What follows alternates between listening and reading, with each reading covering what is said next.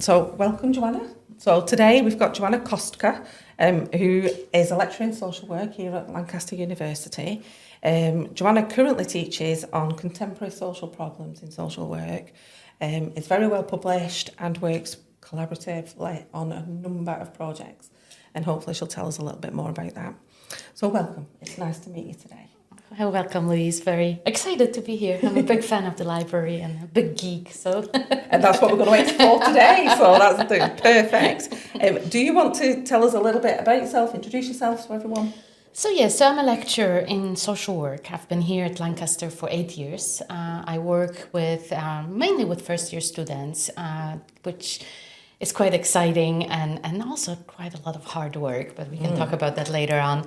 I do research on inequalities and I work with marginalized groups and community groups. At this time I work mainly with Roma minorities, people who came here from Eastern Europe, but I also interested very much in issues of poverty and how we tackle poverty and how we tackle exclusion and marginalization, including digital marginalization as well. So that is my sort of area of interest.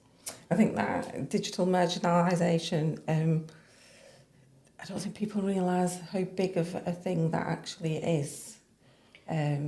Definitely, we're taking it for granted that internet is everywhere, everybody has access, which is empirical research shows that it's just simply not true. There are entire communities that don't have access, and even if they do have access, they're not using it very much to benefit themselves. It's more of a sort of a tool to communicate, to watch, to scroll through things. But when it comes to that sort of information literacy that we're going to talk about today, that is still there's quite limited knowledge about these issues across different demographics. And this is going to go seamlessly in because actually people feel that they are very internet worthy and they can use it and they can find things. But actually, as a librarian teaching information literacy, we know that you use the internet differently. So, it's quite interesting and it's very seamlessly into our first question. So, how do you currently support students in developing their research and information literacy skills?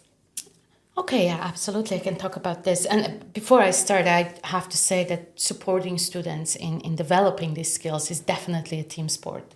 And I'm sort of blessed because in social work, teamwork is sort of our second nature. So we work together collaboratively to create a community that is very open, accessible, where students sort of feel comfortable asking questions and exploring different resources and different alleys through which they can learn and absorb knowledge. And of course, the amount of knowledge and information that's out there is very, very overwhelming. Not just to them, but to us in many ways. Yeah. So we try to really encourage students to take it slowly. We break things down. We're not expecting anybody to, conduct a groundbreaking research in their first year. At the same time, we don't take ourselves that seriously all the time. It's about fun. It's about experimenting. It's about getting out there and seeking different sources of knowledge. And I think our collective approach to this that we have in our team really helps us reach students because they are, they come to this new environment, often from far away, from areas where they haven't been socialized to use internet in a certain ways. So it's really good when they see a team rather than sort of this individualistic approach, and they feel a little bit more comfortable to ask questions.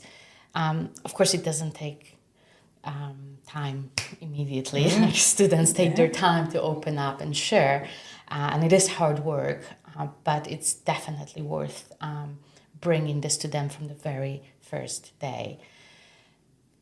Because I think we have to remember, and we forget sometimes, that I think this is the first generation in human history with such excessive and extensive access to information.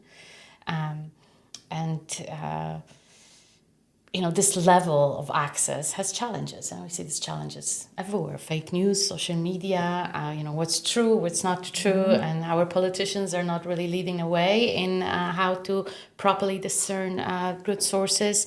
So students sort of find themselves in the sea of data, and they find it very problematic to see what's credible or what's not. Because I also think that, especially in social sciences, there's an incredible level of complexity. There is not always the right or wrong answer.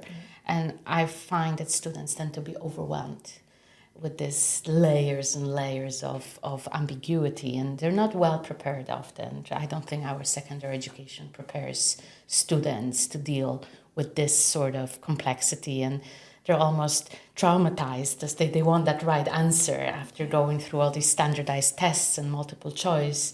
I have so many students coming and said, what do you want me to find? Yes. What is the right answer? So, and we wrongly assume, and I think you said that in the beginning, that young people are really savvy with technology and, surfing the internet. And there definitely are, but they're more of a communicators, and they know how to express themselves on Snapchats, on Instagram, but when it comes to filtering information, they really don't know how to do it. And this is where we come in. Yeah. We're sort of like a GPS in the academic jungle of knowledge that we sort of try to break that system down and try to help them sort of avoid these dead-end Google rabbit holes and trying to show them very, very practically what it means to be true-ish, what it means to be credible, what it means to have evidence, how to express yourself using evidence. So on one hand, it's quite challenging, but it's also really, really rewarding to see how they grow and how they sort of start. It all makes sense at like year 2. It starts all come together. Yeah, I agree with that. I feel it is such a rewarding role that we have in people's lives. There's a big impact, isn't there, in what we do, but also it's about the critical thinking, and I think that's kind of a bit what you was alluding to then. In the secondary education, it's not as encouraged as it is. So yeah, it is a different way of thinking. It's a different way of learning when they come to university, and like you say, it can be traumatic. It feels sometimes that they're thrown in at the deep end, and we're expecting a lot from them. So yeah, I totally understand what you're saying there. So with your students, what are the biggest challenges do you think they're facing when they're conducting the research? I see lots and lots of different students, and I could answer this in so many different ways. So I'm interested to see how you. Well, honestly, I think one of the biggest challenge for students is the information overload. There's just too much of everything. And you have grey literature, you have academic sources, you have films, you have podcasts. So they really are hit with a flood of sources and often conflicting viewpoints. And they sort of almost like they stir in this academic abyss and almost are paralyzed because they don't know where to go. And so, and again, this sort of idea that you need to have the right answer, and what if I'm wrong? What I always tell students, there's no wrong answer, and they're petrified. They're like, well, why are we learning this stuff? I'm like, well, sometimes you have to find an answer for yourself, and you have to position yourself and have a different view, and all it matters is that you have evidence to prove, and our job is to find this evidence. And so that's our starting point. How do you find these evidence? And you're right, like teaching young people information literacy is really difficult to make it thrilling. It's like, welcome, how to reference, you need that and dot here. So I do work really hard to sort of try to destigmatize the geekiness of the library skills. And to show students that library isn't just, for bookworms or some dusty place where you go to sit in quiet, but it's actually a progressive, vibrant space, essential space where you can find real-world tools that, take you way beyond university life. So I think like the challenge is to make them see that these skills that we teach them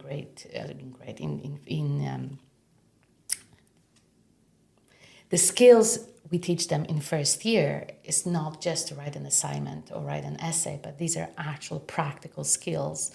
And I think the challenge is to make research relatable. Yes.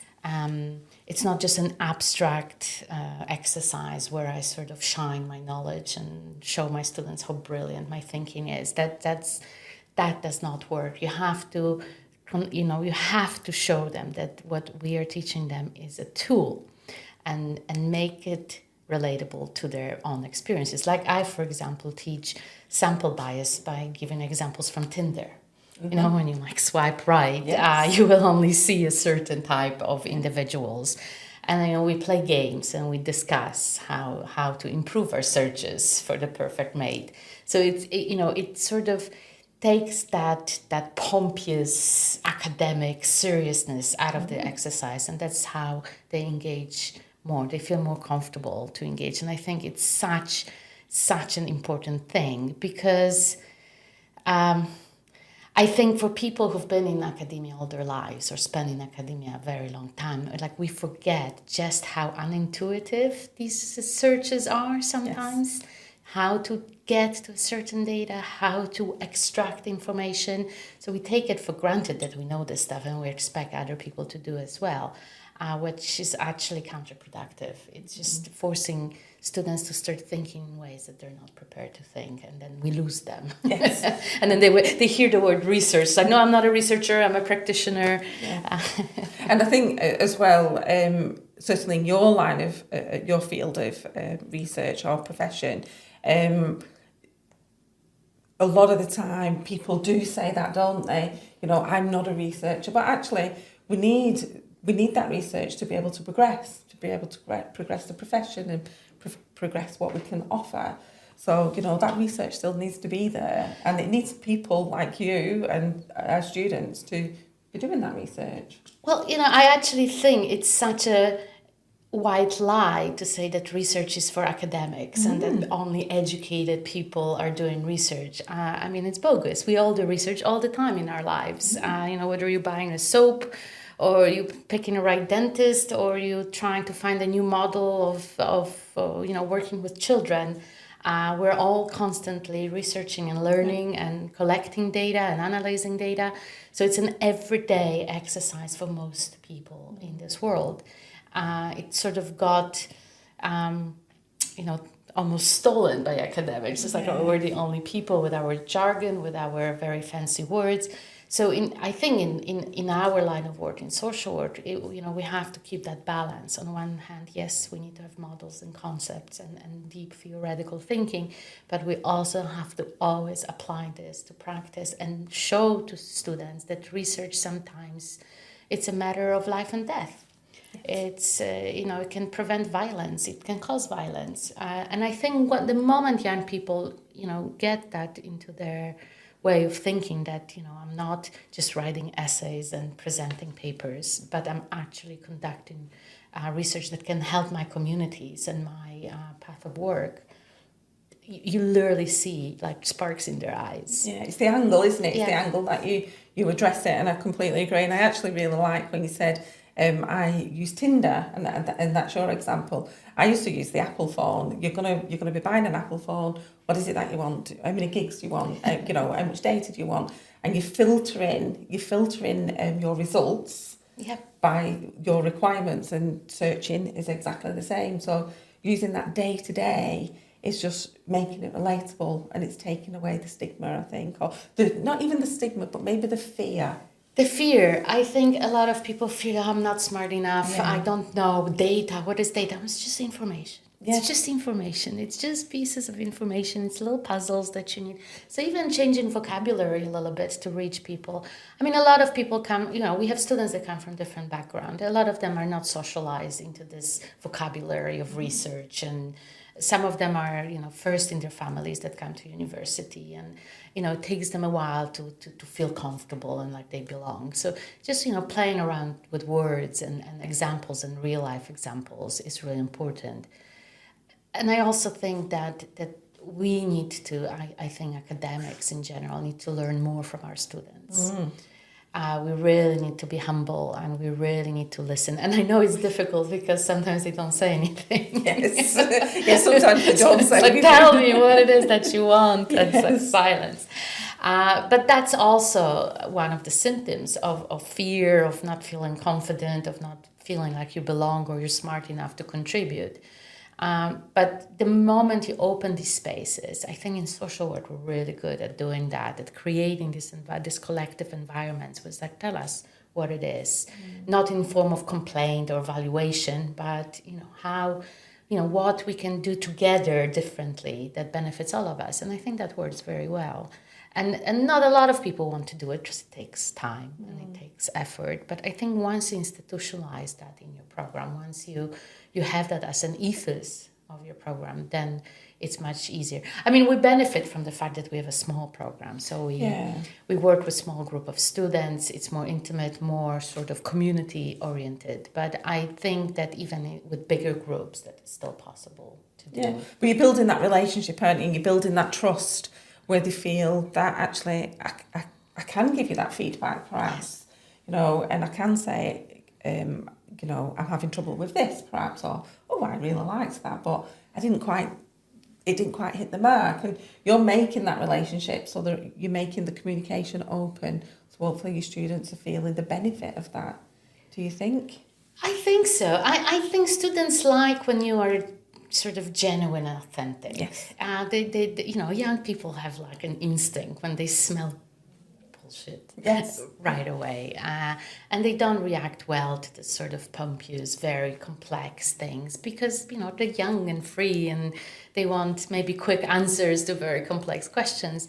But there's a lot of enthusiasm that comes with that. And, we should thrive on this enthusiasm and use it as, all right, so you don't agree with me. Well, how would you prove that? Where would you look for information? A newspaper article is something that you would use as evidence. And, sometimes, on days that I'm not so enthusiastic, I'm like, wow, this is all like useless. I don't understand. No one says anything. And then I ask questions and they come up with such great responses. Mm-hmm. So there's, the seeds are planted. Yeah. And I see, you come to library, it's not like it's empty, right? Oh, no, it's definitely not empty. People come here, people use the space is comfortable. I keep emphasizing that it's for them, that this is maybe not a privilege, but it is in many ways. You have this space where everything that's here you can use and learn from, and I think that it's about building communities. I'm like all into building communities. It is about building communities, and I think you touched on something slightly then where information overload, but not just information overload. The quick answer. Yes. We're so used to having everything at our fingertips these days and just putting something in a search engine and getting a quick answer that actually when you have to start critically thinking or really digging, then it takes that bit more effort. And sometimes I wonder if that puts students off a little as well, because it's not, same as you say, it's not always a yes or no answer. It's not always a right or wrong answer. And we have to investigate a little bit more, where actually we're just used to looking at the top 10 of our search engine and going, that's enough. Yeah. So it's just, so that takes us into the next question.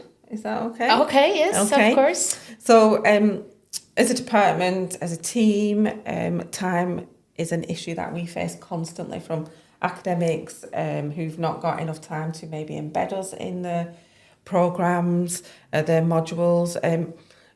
Do you have any recommendations, any thoughts on how, as a team, a department, that we can address these time constraints? How can we maybe overcome them so that we're, seeing students and working with faculties? Definitely time constraints are an issue across all institutions, I think, at the moment. We all struggle for time, our most valuable resource. And it's not, I think we have to be very creative. And that's not to say that we should just be used and do more with less all the time. But I think if we're being creative The idea of research and literacy skills, information literacy skills, are all about, being integrated into everything that we do. So I don't envision an extra module just on how to do searches. I implement these searches and these ideas into everything I do. In every lecture, even if I lecture about big concepts, I always ask students, okay, where would we find this? What's the best resource? What the source that you need that we can use. So, this sort of approach of micro-learning opportunities, yes, rather than big blocks, extra room, extra time, after hours, have these micro-learning opportunities in the curriculum, short, focused tutorials that cover, for example, just one skill. So we've just done seminars where we talked about different sources. What's an academic journal, how it looks when it's printed, yeah, what's the difference between electronic journal and the actual printed paper.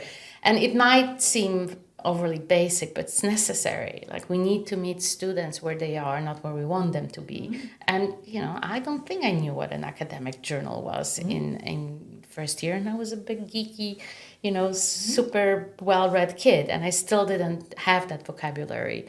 So, we don't need to, especially in first year, create these big tutorials that take a lot of time, effort, resources, but we have to be very creative in how we incorporate that. And you guys are doing great jobs with all the online material, mm-hmm, that I incorporate in all my Moodle, and I emphasize how important it is to look at it. And sometimes we look at it together, because I know that after, in their independent learning times, that's often not a priority.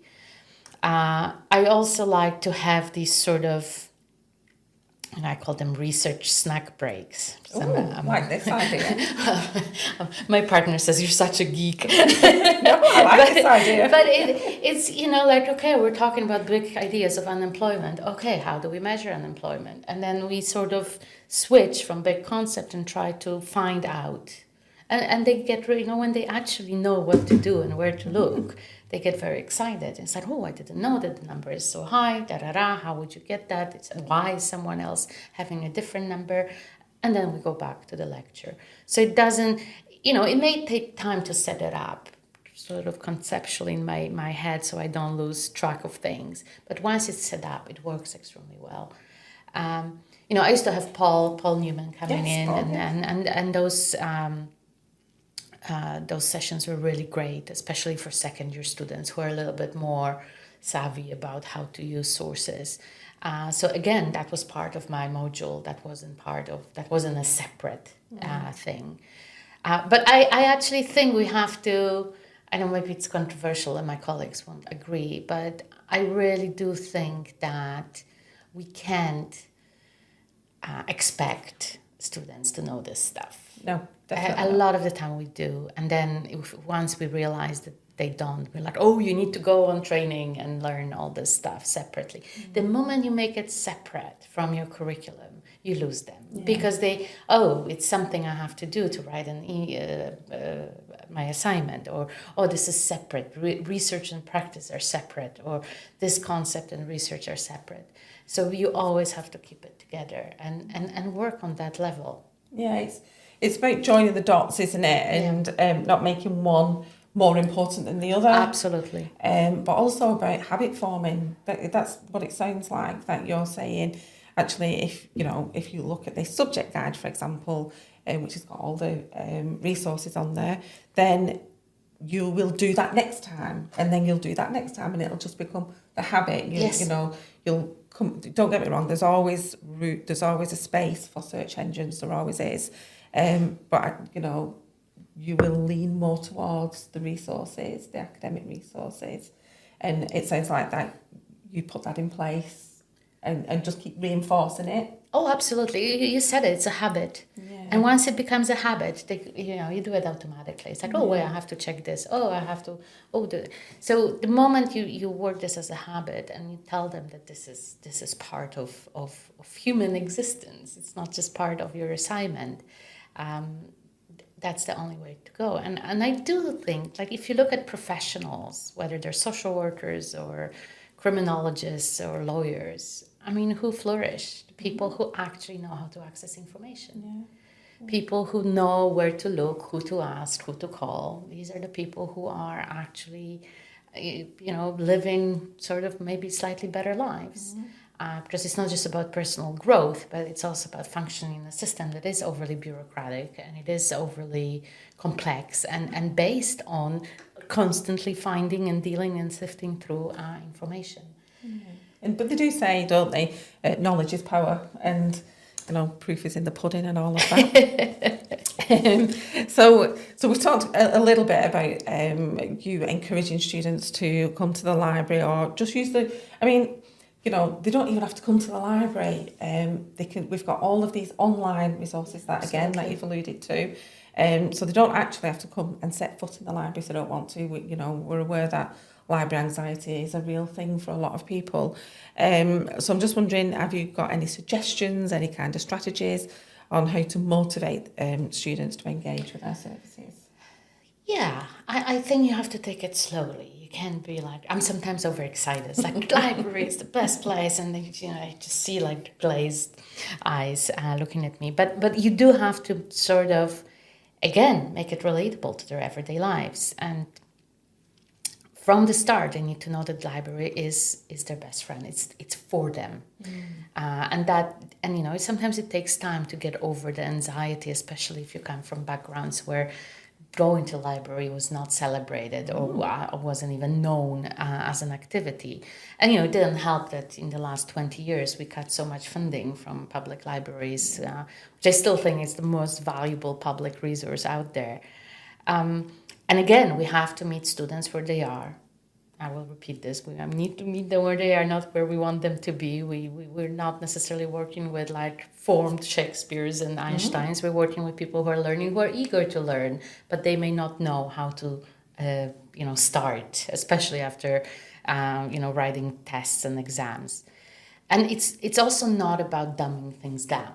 It's not about that. It's about breaking things down so they can feel they can access this space.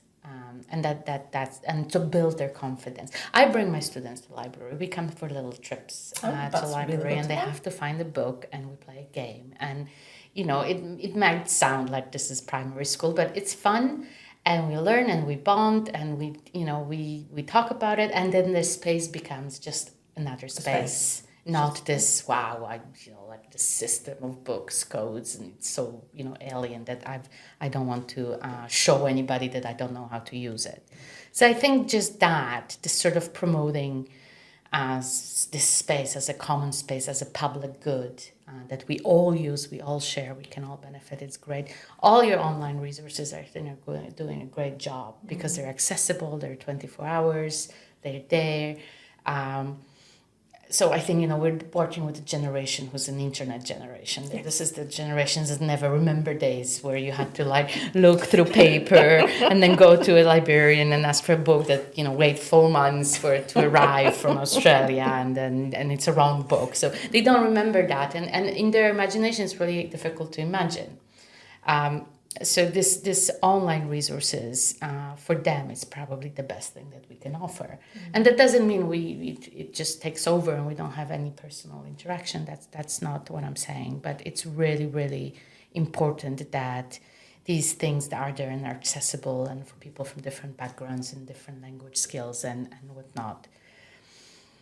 And on sort of practical notes, I think it's really important to emphasize that it's not for the assignment, that these are tools for students that they will use in their career.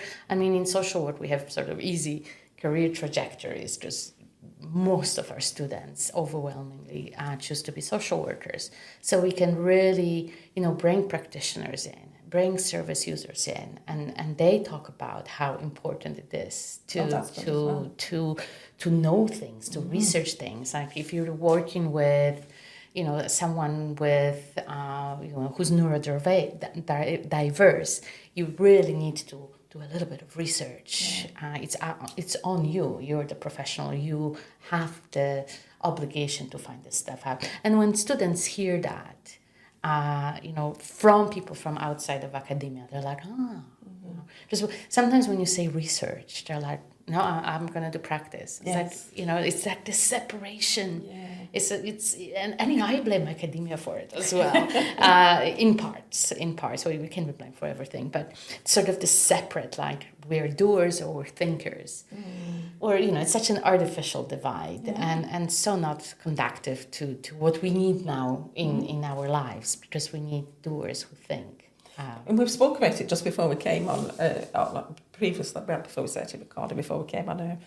Just sounded a bit fancy that then, so I was like, I've never heard this. But we spoke about it, didn't we, about how students have changed, but how life's changed and how we learn has changed. So actually, to show that everything is together and it's no longer separated, because at one time it was separated, but actually to show now that it is necessary for you to be able to do your role. You are going to have to do that background reading. You are going to have to do that little bit of research. You are going to have to know that framework or whatever. For that to be reinforced, it can only be a good thing, and it's only something that they'll be able to take into their profession and make them better at it, surely. Oh, absolutely. I totally believe that, if you're a mechanic and you have a good conceptual understanding how the car works, you're just a better mechanic. Yes. Because you have that holistic view. You may not know how to fix the problem, but you can think creatively and research. And like my partner spends hours watching YouTube videos on how to screw something on. And, that's research. Yeah, he's like, well, I'm just watching. I'm like, no, you're researching. Yes. You're doing research. So... You're right. Knowledge sort of is spilling out of universities now. And I think that's a good thing. This sort of gatekeeping of knowledge, has been problematic for centuries. Like women were excluded, ethnic minorities were excluded from, and their knowledge was not included. So now we have an opportunity to not only spill our knowledge, but also take other knowledge into the institution. And I think that's what's brilliant about research and library and technology that allows us to share. Just a few years ago, it was like impossible to talk to someone from Australia. Yeah. And now, we have teams, we can access their writings, we can access their little film they made, and we share that knowledge.